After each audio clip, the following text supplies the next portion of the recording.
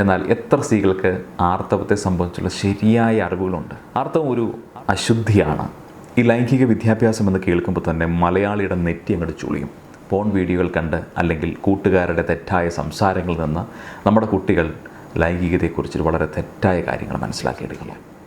ലൈംഗിക വിദ്യാഭ്യാസം ഒറ്റത്തവണ സംസാരിക്കുന്നതിലൂടെ തീരുന്ന ഒരു പരിപാടിയൊന്നുമല്ല. അതൊരു പ്രോസസ്സാണ്.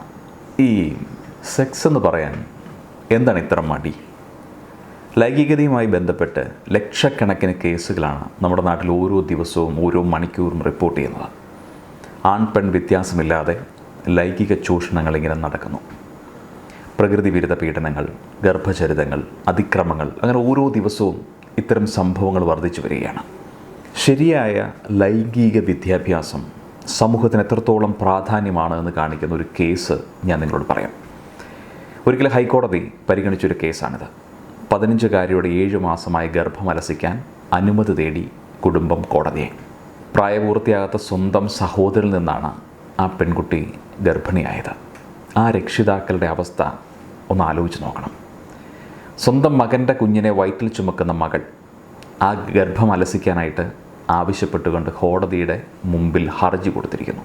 നിറ കണ്ണുകളോട് മാത്രമാണ് മാതാപിതാക്കൾ അതിൽ ഒപ്പിടാനായിട്ട് സാധിക്കുകയുള്ളൂ. ആ കാഴ്ച മനസ്സിലൊന്ന് സങ്കല്പിച്ച് നോക്കാൻ മനസ്സിലാവും അതിൻ്റെ ആഴം, അതിൻ്റെ വേദന. അതുകൊണ്ട് തന്നെയാണ് ഞാനും ഇന്നൊരു വീഡിയോ ചെയ്യാമെന്ന് കരുതിയത്. ഇന്ന് സമൂഹത്തിൽ നടക്കുന്ന പല ദുരനുഭവങ്ങളിൽ നിന്നും ഒരു കാര്യം മാത്രമാണിത്. ഓരോ സംഭവങ്ങൾ കേൾക്കുമ്പോഴും എങ്ങനെ ഇതൊക്കെ സംഭവിക്കുന്നെന്ന് നമുക്ക് തോന്നിപ്പോവും. സ്കൂളിലും കോളേജിലും ലൈംഗിക വിദ്യാഭ്യാസം സിലബസിൽ ഉൾപ്പെടുത്തുന്ന കാര്യത്തിൽ ഒട്ടും കാലതാമസം ഉണ്ടാകരുതെന്ന് ഹൈക്കോടതി ആ കേസുമായി ബന്ധപ്പെട്ട് വിധിയോടൊപ്പം ചേർത്തിട്ടുണ്ട്. ഈ ലൈംഗിക വിദ്യാഭ്യാസം എന്ന് കേൾക്കുമ്പോൾ തന്നെ മലയാളിയുടെ നെറ്റി അങ്ങോട്ട് ചുളിയും. ഈ സെക്സ് എഡ്യൂക്കേഷൻ എന്ന് പറഞ്ഞാൽ എങ്ങനെ നന്നായി സെക്സ് ചെയ്യാം എന്ന് പഠിപ്പിക്കുന്ന കാര്യമൊന്നും അല്ല കേട്ടോ.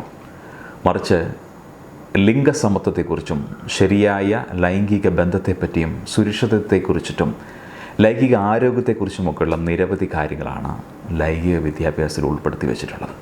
ഇതിനെല്ലാം ഉപരിയായിട്ട് സ്വന്തം ശരീരത്തിൽ നമുക്കുള്ള അവകാശങ്ങളെ പറ്റിയാണ് ലൈംഗിക വിദ്യാഭ്യാസം പഠിപ്പിക്കുന്നത്. തൊടലുകൾ തിരിച്ചറിയുക, ലൈംഗിക ചൂഷണത്തെ ചെറുക്കുക, അതിക്രമങ്ങൾക്ക് നേരെ പ്രതികരിക്കാൻ പഠിക്കുക എന്നിങ്ങനെ ലൈംഗിക വിദ്യാഭ്യാസവുമായി മാനസികവും ശാരീരികവുമായി ഒരാൾക്ക് എന്തൊക്കെ കരുത്ത് നൽകാമോ അതൊക്കെ ചെയ്യുക എന്നുള്ളതാണ്. ഈ ലൈംഗികത എന്ന വാക്ക് പോലും എന്തോ പാപമാണ് എന്നാണ് നമ്മുടെ സമൂഹത്തിൽ ചിത്രീകരിച്ച് വെച്ചിരിക്കുന്നത്. പ്രത്യുൽപാദനത്തെ പറ്റിയുള്ള ഹൈസ്കൂളിലെ പാഠം നിങ്ങൾ തന്നെ വായിച്ച് പഠിച്ചാൽ മതി എന്ന് പറഞ്ഞ് അത് പഠിപ്പിക്കാതെ പോയ അധ്യാപകർ മുതൽ ഞാൻ എങ്ങനെയാണ് ഉണ്ടായതെന്ന് കുട്ടി ചോദിക്കും ഒഴിഞ്ഞു മാറുകയും കളഞ്ഞു കിട്ടിയതെന്ന് പറഞ്ഞ് കുട്ടികളെ കളിയാക്കുകയും ഒക്കെ ചെയ്യുന്ന മാതാപിതാക്കൾ വരെ സെക്സ് എഡ്യൂക്കേഷൻ കുട്ടികൾക്ക് ലഭിക്കാതെ പോകുന്നതിൻ്റെ വലിയൊരു കാരണമാകുന്നുണ്ട്. ഇത് കാര്യം നിസ്സാരമായിട്ടും തമാശയായിട്ടൊക്കെ എടുക്കും. ഈ ലൈംഗികതയെപ്പറ്റി സംസാരിക്കാനോ വായിക്കാനോ സമ്മതിക്കാത്ത മാതാപിതാക്കളും ബന്ധുക്കളും അധ്യാപകരുമൊക്കെയാണ് തെറ്റായ സെക്സ് എഡ്യൂക്കേഷൻ സോഴ്സുകൾ തപ്പി കുട്ടികളെ അതിൻ്റെ വഴിയിലേക്ക് പോകുന്നത്. പോൺ വീഡിയോകൾ കണ്ട് അല്ലെങ്കിൽ കൂട്ടുകാരുടെ തെറ്റായ സംസാരങ്ങളിൽ നിന്ന് നമ്മുടെ കുട്ടികൾ ലൈംഗികതയെക്കുറിച്ച് വളരെ തെറ്റായ കാര്യങ്ങൾ മനസ്സിലാക്കിയെടുക്കുന്നു. ഈ സെക്സ് എന്നത് എല്ലാവരിൽ നിന്നും മറച്ചു പിടിക്കേണ്ട ഒന്നാണെന്നാണ് നമ്മുടെ കുടുംബത്തിൽ സംസ്കാരത്തിൻ്റെയും മൂല്യത്തിൻ്റെയൊക്കെ പേര് പറഞ്ഞ് നമ്മളെ പഠിപ്പിച്ചു പോകുന്നത്. അങ്ങനെ ആ വാക്കുകൾ പിന്തുടർന്ന് പോയ ഓരോരുത്തരും ശരിയായ ലൈംഗിക വിദ്യാഭ്യാസം അവർക്കില്ലാതായിപ്പോയി. സെക്സ് എഡ്യൂക്കേഷൻ യഥാർത്ഥത്തിൽ ആരംഭിക്കേണ്ടത് വീടിനകത്താണ്. ആൺകുട്ടിയെന്നോ പെൺകുട്ടിയെന്നോ വ്യത്യാസമില്ലാതെ കൃത്യമായ ലൈംഗിക വിദ്യാഭ്യാസം അവർക്ക് നൽകണം. അത് കിട്ടണം. വീട്ടുകാർ തന്നെ കുട്ടികളോട് ഇക്കാര്യത്തെക്കുറിച്ച് തുറന്ന് സംസാരിക്കാനായിട്ടുള്ള ഒരു സാഹചര്യം ഉണ്ടാക്കണം. ഇപ്പോൾ ചില മാതാപിതാക്കൾ ചിന്തിക്കും അത് ഞങ്ങളെങ്ങനെ പറയും? കുട്ടികൾക്ക് അവരുടെ സംശയങ്ങൾ ആശ്വാസത്തോടെ സംസാരിക്കാനും ചോദ്യങ്ങൾ ചോദിക്കാനുമുള്ള ഏറ്റവും മികച്ചൊരു ഇടമാണ് വീടുകളെന്ന് പറയുന്നത്. ചെറിയ ചെറിയ മാറ്റങ്ങൾ ഇന്നത്തെ സമൂഹത്തിൽ ഉണ്ടാകുന്നുണ്ടെങ്കിലും പലർക്കും ഇപ്പോഴും സംശയമാണ് ഏത് പ്രായത്തിലാണ് ഇതൊക്കെ കുട്ടികളെ പഠിപ്പിക്കേണ്ടത്, പറഞ്ഞു കൊടുക്കേണ്ടത്. അതിന് ഒരു മാർഗ്ഗം എന്താണെന്ന് വെച്ചാൽ ഒരു കുട്ടിക്ക് അവരുടെ അവകാശങ്ങളെക്കുറിച്ചും തെറ്റുകളെക്കുറിച്ചും അവബോധം നൽകിക്കൊണ്ട് സുരക്ഷിതത്വം തോന്നിപ്പിക്കലാണ് മാതാപിതാക്കൾ ആദ്യം ചെയ്യേണ്ടത്. അതുപോലെ പ്രായത്തിനനുസരിച്ചുള്ള ചർച്ചകളാണ് എപ്പോഴും നല്ലത്. ചെറുപ്പം മുതലേ ശരീരഭാഗങ്ങൾ, അതിരുകൾ, സ്വകാര്യത എന്നിവയെക്കുറിച്ചുള്ള പ്രായത്തിന് അനുയോജ്യമായ ചർച്ചകൾ കുട്ടികളുമായിട്ട് മാതാപിതാക്കൾ നടത്തേണ്ടതുണ്ട്. അത് വളരെ പ്രധാനപ്പെട്ടതുമാണ്. കുട്ടി വളരുന്നതനുസരിച്ചിട്ട് പ്രായപൂർത്തിയാകൽ, പ്രത്യുൽപാദന വ്യവസ്ഥകൾ, ലൈംഗിക ആരോഗ്യം എന്നിവയെക്കുറിച്ചിട്ടുള്ള കൂടുതൽ വിശദമായ വിവരങ്ങൾ പറഞ്ഞ് മനസ്സിലാക്കണം. സമൂഹത്തിൽ നിലനിൽക്കുന്ന എല്ലാത്തരം ബന്ധങ്ങളെക്കുറിച്ചിട്ടും കുട്ടികൾക്ക് അറിവ് നൽകുക.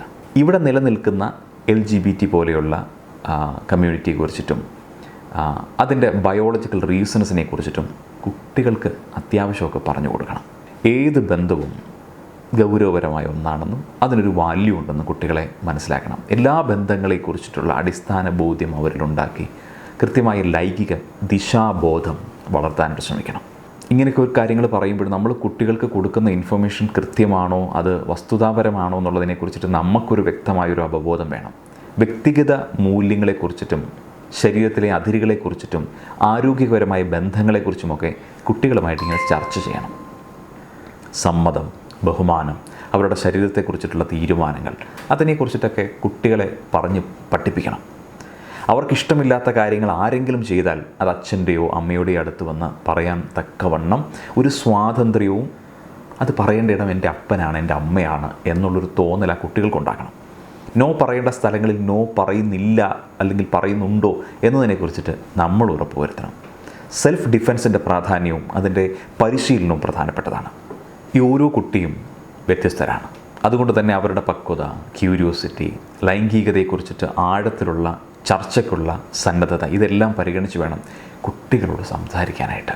ചില കുട്ടികൾ ചെറുപ്രായത്തിൽ തന്നെ വിശദമായ വിവരങ്ങൾ ചോദിച്ചേക്കാം. മറ്റു കുട്ടികൾക്ക് കൂടുതൽ സമയം ആവശ്യമായി വന്നേക്കാം. എപ്പോഴും ഒരു കാര്യം പ്രത്യേകം ശ്രദ്ധിക്കുക, ലൈംഗിക വിദ്യാഭ്യാസം ഒറ്റത്തവണ സംസാരിക്കുന്നതിലൂടെ തീരുന്നൊരു പരിപാടിയൊന്നുമല്ല. അതൊരു പ്രോസസ്സാണ്, അതൊരു തുടർച്ചയായ പ്രക്രിയയാണ്. ഇനി ഇതിനെക്കാട്ടിലും പ്രധാനപ്പെട്ടൊരു കാര്യമുണ്ട്.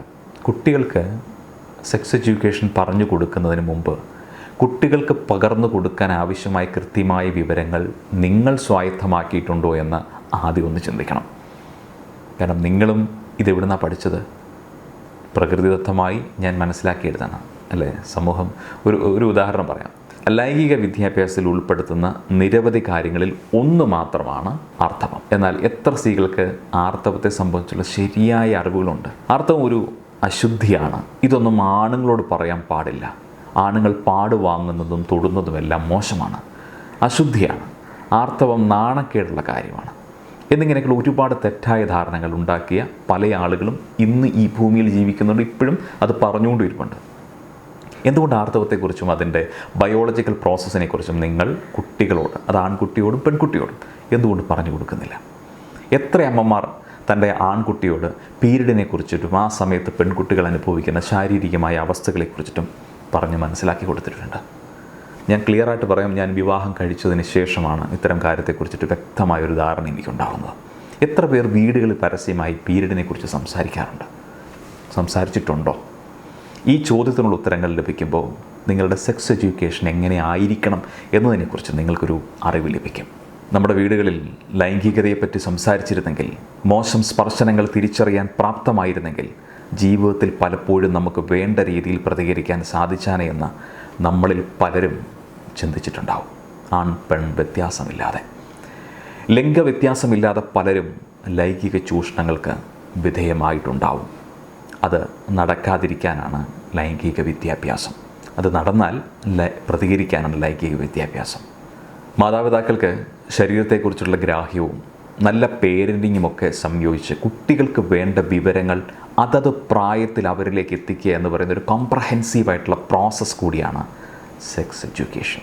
കുട്ടികൾക്ക് സുരക്ഷിതമായ ലൈംഗിക അവബോധവും ജീവിതവും നൽകേണ്ടത് നമ്മളുടെ കടമ തന്നെയാണ്.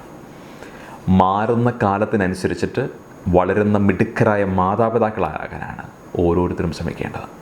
അതുകൊണ്ട് ഇനി മുതൽ സെക്സ് എഡ്യൂക്കേഷൻ എന്ന വാക്കിനെ മാറ്റി നിർത്താതെ നിങ്ങളുടെ കുട്ടിയുടെ വിദ്യാഭ്യാസത്തിൻ്റെ ഒരു ഘടകമാണ് ഇതെന്നും കൂടി മനസ്സിലാക്കുക. Have a great day.